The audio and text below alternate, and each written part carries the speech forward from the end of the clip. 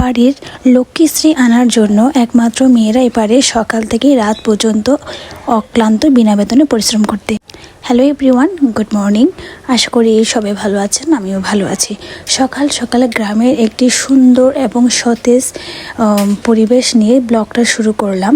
সকালে ঘুম থেকে উঠে বাড়ির দরজা খুলতে এই ধরনের ফুল গাছের ফুটন্ত ফুল দেখলে মনটা আসলেই ভরে যায়। গ্রাম মানে প্রশান্তি, আর গ্রাম মানে হচ্ছে এক ধরনের লক্ষ্মীশ্রী।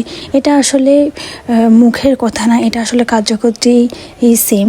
মানে গ্রামে অদ্ভুত একটা শান্তি বা অদ্ভুত একটা ফ্রেশনেস কাজ করে। যদি আমরা গ্রামে থাকি বা গ্রামে আসি তখন সেটা আসলে বোঝা যায়। তো সকাল সকাল আমি কিছু ফুল সংরক্ষণ করেছি প্রার্থনার জন্য।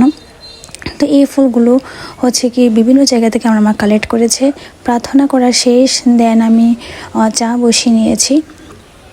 তো এখন মানে সকালবেলা চা না হলে আমার হয় না। আমি আসলে বিদেশে যখন ছিলাম তখনও আপনাদের দেখিয়েছি, ওখানেও আমি প্রচুর পরিমাণ চা খেতাম।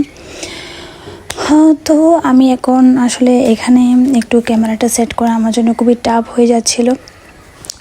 সবাই ওয়েট করছিল কখন চা খাবে। চা খাওয়ার পর আমরা আরেকটা জায়গায় যাব, ওখানে আমাদের একটা নিমন্ত্রণ রয়েছে।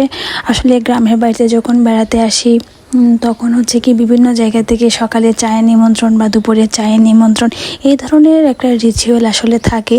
গ্রাম মানে নিমন্ত্রণ, আপ্যায়ন, অতিথি, মানে এগুলো হচ্ছে সম্পৃক্ত, তাই না? তো মানে আমার বাড়িতেও আসে, আমিও যাই, এরকম এক ধরনের ভালো লাগে আসলে। এটাতে হয় কি যে আত্মীয়তার বন্ডিংটা একটু কি হয়, ডিপ হয়। তো অনেক ভালো লাগে, কথাবার্তা হয়, ভালোই লাগে। তা আমার যখন আমি আসলে গ্রামে একদম একাধারে থাকতাম তখন এক ধরনের লাগতো। এখন যখন অনেকটা সময় গ্যাপ দিয়ে গ্রামে আসি তখন আসলে গ্রামের প্রত্যেকটা কিছু আমি মিস করি। তো আমি যখন আমার বাড়িতে আসি তখন চাই আমার মাকে একটু কাজে হেল্প করে দেওয়ার জন্য। দেন আমি আসলে ওই নিমন্ত্রণ বাড়ি থেকে আসার পরে এখানে একটু ভিডিও নিচ্ছিলাম ফুলের। তো ফুল গাছগুলো আমার মায়ের সম্পূর্ণ নিজ হাতে লাগানো। মা আসলে বিভিন্ন জায়গায় যদি বেড়াতে যায় বা কোনো কাজে যায়, ওখানে যদি কোনো ফুল গাছ পছন্দ করে সেখান থেকে কালেক্ট করে নিয়ে আসে। আমাদের উঠানে আসলে বিভিন্ন প্রজাতির ফুল গাছ রয়েছে। কিছু কিছু ফুল গাছের নাম তো আমি নিজেও জানি না, এটাকে কি বলে, অপরাজিতা না কি বলে আমি জানি না আসলে।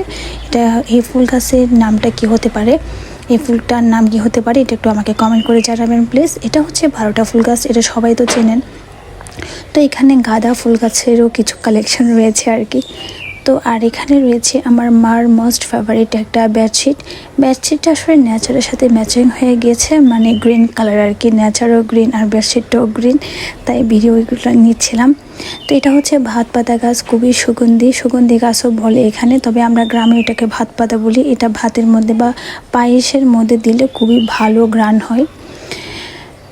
তো এখানে আসলে ঘটপাতা কম হয়। আমি যখন শ্রীলঙ্কায় ছিলাম প্রচুর পরিমাণে ঘটপাতা গাছগুলো দেখেছিলাম, এখানে সচরাচর তেমন দেখা যায় না। মা আসলে এই ধরনের বাগানগুলো নিজেই তৈরি করেছিল। এটা আসলে অকেজো একটা জায়গা ছিল, মা একা হাতে সব কিছু পরিষ্কার পরিচ্ছন্ন করে এখানে একদম ভিডিও শ্যুট করার মতন জায়গা করে ফেলেছে আর কি আমার মতে। তো এখানে বিভিন্ন ধরনের কলা গাছ রোপণ করেছিল। ওখানে একটা দেখেন যে ওই যে মানে দেখা যাচ্ছে না, আমি জানি না, মানে এটা সম্পূর্ণ আমার মাই রোপণ করেছে, গাছগুলো একা হাতেই করেছিল। তো আজকে ব্লগটা এখানে শেষ করছি, দেখা হবে অন্য কোনো ব্লগে। ধন্যবাদ সবাইকে, টাটা।